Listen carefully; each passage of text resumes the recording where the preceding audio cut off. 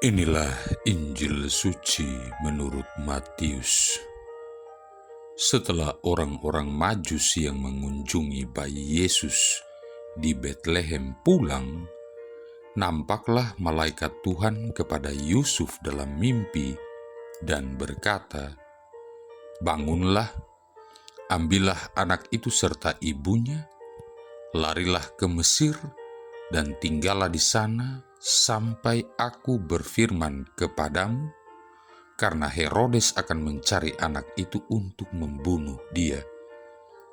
Maka Yusuf pun bangunlah, diambilnya anak itu serta ibunya malam itu juga, lalu menyingkir ke Mesir dan tinggal di sana hingga Herodes mati. Hal itu terjadi supaya genaplah yang difirmankan Tuhan oleh Nabi, "Dari Mesir kupanggil anakku." Setelah Herodes mati, nampaklah malaikat Tuhan kepada Yusuf dalam mimpi di Mesir, katanya, "Bangunlah, ambillah anak itu serta ibunya, dan berangkatlah ke tanah Israel, karena mereka yang hendak membunuh anak itu sudah mati." Lalu Yusuf pun bangunlah, diambilnya anak itu serta ibunya, dan pergi ke tanah Israel. Tetapi setelah didengarnya bahwa Arkelaus menjadi raja di Yudea menggantikan Herodes ayahnya, ia takut ke sana. Karena dinasehati dalam mimpi, pergilah Yusuf ke daerah Galilea. Setibanya di sana, ia pun tinggal di sebuah kota yang bernama Nazaret. Hal itu terjadi supaya genaplah firman yang disampaikan oleh nabi-nabi, bahwa ia akan disebut orang Nazaret. Demikianlah sabda Tuhan. Saudara-saudari yang terkasih, Injil yang dibacakan dalam perayaan keluarga kudus kali ini ialah Matius bab 2 ayat 13-15, ayat 19-23. Kisahnya sudah banyak dikenal. Atas suruhan malaikat lewat sebuah mimpi, Yusuf membawa Yesus dan Maria menyingkir ke Mesir, menghindari tangan kejam Herodes yang mau membunuh. Petunjuk malaikat dengan cara yang sama membuatnya kembali bersama keluarganya. Sekali lagi di tanah asalnya, bisikan dalam mimpi membawanya pindah ke utara dan menetap di Nazaret di Galilea. Matius menggambarkan riwayat sebuah keluarga yang menghadapi macam-macam kesulitan, tetapi tetap disertai lindungan ilahi. Saudara-saudari yang terkasih, boleh dikatakan membaca kisah masa kecil Yesus ada seninya tersendiri. Pokok-pokok yang dikisahkan dapat dan bahkan sebaiknya dibayangkan dengan cara yang cukup bebas. Kita juga biasa menggambarkan tokoh-tokoh yang ada dalam cerita itu. Cara ini bahkan sudah menjadi motif seni lukis dan pementasan selama berabad-abad. Dari keempat penginjil, hanya Matius dan Lukaslah yang mengisahkan masa kecil Yesus. Kedua Injil ini berbicara kepada orang-orang yang sudah mulai mengenal Yesus lewat Markus dan kini mau mengerti apa artinya menjadi muridnya dengan mendalami asal-usulnya, keluarganya, dan masa kecilnya. Nanti akan tiba saatnya murid akan berbagi kehidupan rohani dengan Yesus sendiri. Itulah saatnya Injil Yohanes dapat membantu lebih jauh. Di situ tidak ada lagi kisah masa kanak-kanak. Dalam upaya membaca secara kreatif, dapat kita bayangkan tokoh-tokoh yang berperan dalam kisah Yusuf bersama Maria dan Yesus mengungsi ke Mesir, kemudian pulang, dan menetap di Galilea. Ada 4 tokoh. Yang pertama ialah malaikat yang menampakkan diri dalam mimpi, kemudian Yusuf dan anak serta ibunya, akhirnya Herodes ayah dan anak. Boleh jadi di antara rekan ada yang heran mengapa ibu dan anak dianggap satu tokoh dan bukan 2. Disitulah kita perlu mengikuti cara bercerita Matius dengan teliti dan berusaha memahami maksudnya. Bila kita baca lebih dekat ayat 13, 14, 20, dan 21, Yesus dan Maria kedua-duanya selalu disebutkan bersama. Mereka tidak dapat dipisahkan. Jadi Matius menampilkan mereka sebagai satu tokoh dengan 2 sisi. Memang penokohan seperti ini hanya muncul dalam hubungan dengan tindakan Yusuf yang mengikuti petunjuk malaikat, yakni membawa mereka mengungsi dan membawa mereka kembali. Bagaimanapun juga kita diajar Matius untuk membayangkan Yesus, kanak-kanak, dan Maria yang hanya disebut sebagai ibunya sebagai kesatuan, sebagai satu pribadi yang tak terpisahkan.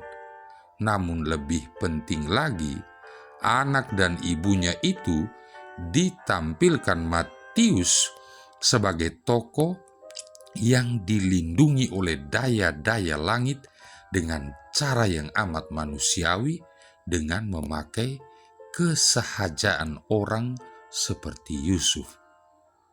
Kekuatan jahat ditokohkan dengan sosok yang memiliki 2 sisi juga, yakni Herodes dan anaknya.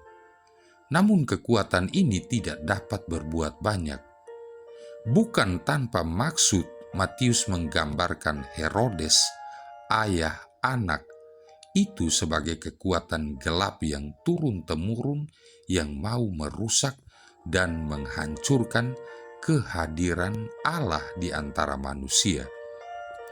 Menyadari hal itu dapat membuat kita mengerti gerak-gerik kehadiran kekuatan jahat di dunia ini yang hadir terus-menerus, memakai kekuasaan dan menungganginya untuk memusuhi kemanusiaan. Tidak lagi penting siapa persisnya yang membidani kuasa ini. Yang mencoloknya ialah perkaranya dan kegiatannya. Kekuatan jahat bisa memakai orang ini atau orang itu, Herodes yang dahulu atau Arkelaus anaknya, dan sekarang pun masih ada dalam macam-macam bentuknya yang hanya dapat dikenal oleh orang yang jeli dan jernih batinnya seperti Yusuf. Saudara-saudari yang terkasih, kesahajaan Yusuf membuat kekuatan jahat itu tidak bisa berbuat banyak walau kuasa mereka tidak dipunahkan. Sekaligus kesahajaan orang seperti Yusuf itu menjadi kebijaksanaan yang menyelamatkan. Yusuf paham situasi zaman. Matius menyiratkan hal ini dengan cara diam-diam pada ayat 22. Dikatakannya bahwa Yusuf mendengar bahwa yang menjadi raja di Yudea ialah anak Herodes, dan kemudian ia disebutkan takut kembali ke sana. Dengan segala sisi kemanusiaannya, termasuk rasa takutnya juga, Yusuf mampu membaca gerak-gerik daya-daya yang luar biasa itu. Ia pandai membaca tanda-tanda kemana kekuatan jahat mengarah. Namun lebih dari itu, ia mahir mengenal bimbingan ilahi dan dapat menurutinya. Dan bimbingan ilahi datang sesuai dengan kejelihan dan kejernihan batin Yusuf. Pada ayat 22, tidak lagi diceritakan malaikat menampakkan diri kepadanya dalam mimpi dan memberitahu apa yang mesti dikerjakannya. Hanya disebutkan Yusuf dinasehati dalam mimpi. Matius seolah-olah hendak menyarankan kini Yusuf sudah menjadi orang yang peka akan bimbingan dari atas. Ia tahu apa yang mesti diperbuat dan memang yang dikerjakannya sejalan dengan yang diisyaratkan dari dunia atas tadi. Dari sudut pandang tertentu, memang Yusuf ditampilkan sebagai tokoh biasa yang dimunculkan untuk memudahkan orang memahami cara Tuhan melindungi anak dan ibunya tadi. Tetapi bila dibaca dengan minat untuk mengerti kemanusiaan sambil merasa-rasakan apa yang dialami Yusuf, akan tampil seorang tokoh Yusuf yang sungguh nyata, yang berhasil menjalani liku-liku kehidupan dengan bimbingan ilahi, menghindari jatuh ke dalam pengaruh yang jahat. Jadi Yusuf itu orang pintar yang ideal, tokoh kebatinan yang berpijak di bumi. Dia itu seperti Yusuf di Mesir yang pandai membaca arti mimpi, juga seperti Daniel si bijak yang akrab dengan dunia malaikat. Memang Matius berbicara kepada pembaca yang tahu alam pikiran perjanjian lama, sehingga para pembacanya itu segera menangkap maksud Injilnya. Saudara-saudari yang terkasih, dari bacaan pertama pada awal petikan Sirak bab 3 ayat 2-6, bab 12 ayat sampai 14, ayat 12 sampai 14, ditandaskan bahwa anak-anak ialah penghargaan yang nyata-nyata telah diberikan Tuhan kepada seorang bapa. Anak-anak juga menjadi tanda dari atas bahwa seorang ibu benar-benar telah berhasil mendidiknya. Pernyataan dalam ayat 2 ini diberikan bukan sebagai anjuran, melainkan sebagai penegasan mengenai yang betul-betul sudah terjadi. Bisa disimpulkan bahwa orang tua anak-anak tadi memang dekat pada Tuhan dan mampu melihat serta memperlakukan keturunan mereka sebagai pemberian dari Tuhan. Ayat-ayat selanjutnya dalam bacaan ini menyampaikan penerapan kenyataan tadi dari sisi anak. Dikatakan dalam ayat 3 bahwa menghormati bapa menjadi sili dari dosa, dan memuliakan ibu sama dengan mengumpulkan harta. Dan orang yang demikian tentunya juga bakal menemukan kebahagiaan pada anak-anaknya nanti dan mujur hidupnya serta panjang umurnya. Begitu seterusnya, ditandaskan bahwa berbakti terhadap bapa atau ibu mendatangkan kebaikan bagi sang anak. Pada akhir ayat 6 muncul kembali sisi ilahi. Disebutkan orang yang taat kepada Tuhan mendatangkan ketenangan bagi ibunya. Dalam bahasa aslinya, taat diungkapkan sebagai mendengarkan dan menuruti. Penandasan bahwa orang yang taat kepada Tuhan memenangkan ibunya di sini berisi ajakan yang ditujukan baik kepada sang anak maupun kepada ibunya, dan tentunya kepada para orang tua pada umumnya. Kepada anak diminta agar menjaga ketenangan batin orang tuanya, dan kepada orang tua diisyaratkan agar melihat anaknya dalam hubungan dengan Tuhan, bukan hanya dengan diri mereka sendiri. Mereka hendaknya memberikan ruang kepada Tuhan untuk ikut membesarkan anak mereka, sehingga mahir mengenali Tuhan, mendengarkan Tuhan, dan bahasa bacaan kali ini disebutkan dengan taat kepada Tuhan. Dan keterbukaan seperti itulah yang membuat keluarga juga menjadi tempat yang ilahi bisa hadir sesuai dengan tema Natal tahun ini. Allah hadir menyelamatkan keluarga, seperti yang terjadi dalam keluarga kudus yang pestanya kita rayakan hari ini. Sang Bapa keluarga Yusuf membiarkan kebijaksanaan ilahi membimbing perjalanan hidup keluarganya. Dan inilah perlindungan terbaik yang bisa diberikannya kepada anak dan ibunya. Marilah berdoa.